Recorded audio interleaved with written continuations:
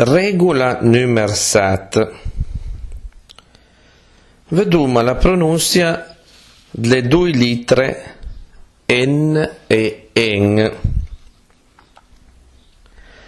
Nella lingua italiana, a fronte della lettera N, manca un fonema, la N dentale, come nelle parole pane, cento, conto.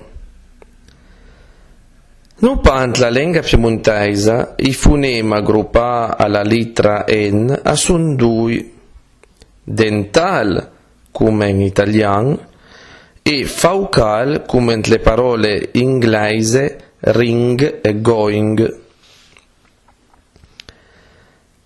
La N, in principio di parola, si pronuncia sempre dental. La N, a fine parola, si pronuncia dental, se le dubbia, come nella parola pan e tun. Faucal, se le singola, e l'accento adroca l'ultima sillaba, come nella parola pan, can, brun. Dental, se le singola, e l'accento adroca le sillabe che lo precedono, come nella parola urdin. La N nel mese della parola si pronuncia faucal, se precede le lettere C, G, L, M, Q, S, Z, come nelle parole ancalese, anquadré. Dental in altri casi, come nelle parole Piemonte e Andè.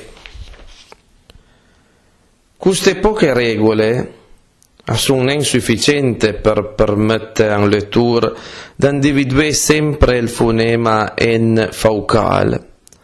Per questo motivo, è stata introdotta nell'alfabeto piemontese la lettera N con il tratto d'unione che indica la presenza del fonema N faucal in ti casi non contemplati nelle regole che l'ho detto prima.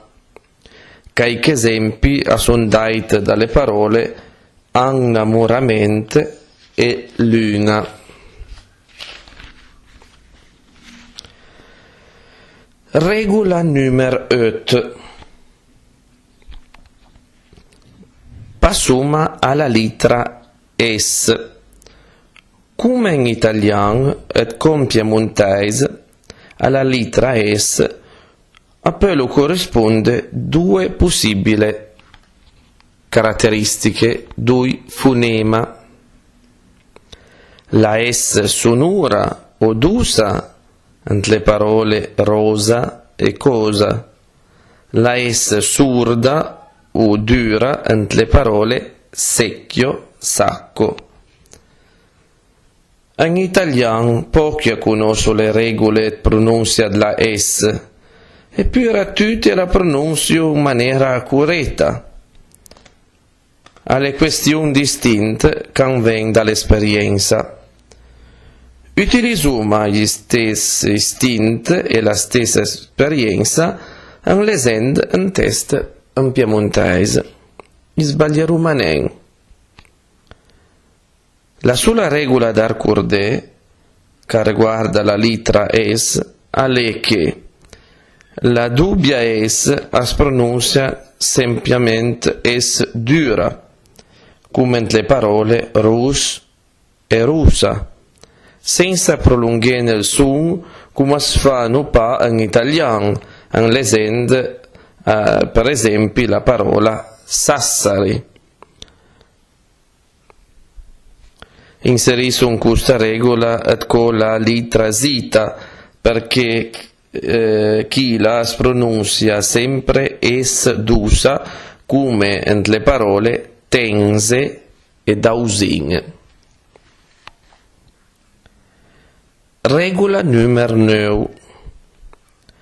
La consonante V in generale es pronuncia come in italiano de svite, violin, vus. Es trasforma in la U italiana della parola uomo in ti case che seguo, che sono 3. Infine parola sale precedua da vocale come in diau, ciao, liu. Ed non sale consonante D, L, M, N, S, T, Z. Due forma ed gruppo di lettere che sarebbero difficili da pronunciare come le parole gaute e dausin. Entro il corpo della parola, quando le intervocalica, dopo le vocali U, U, A, come le parole nud, splue e traunde. Quest'ultima regola avvalnen quando la V alle precedua o seguiva da un ditung, come la parola biava e baive.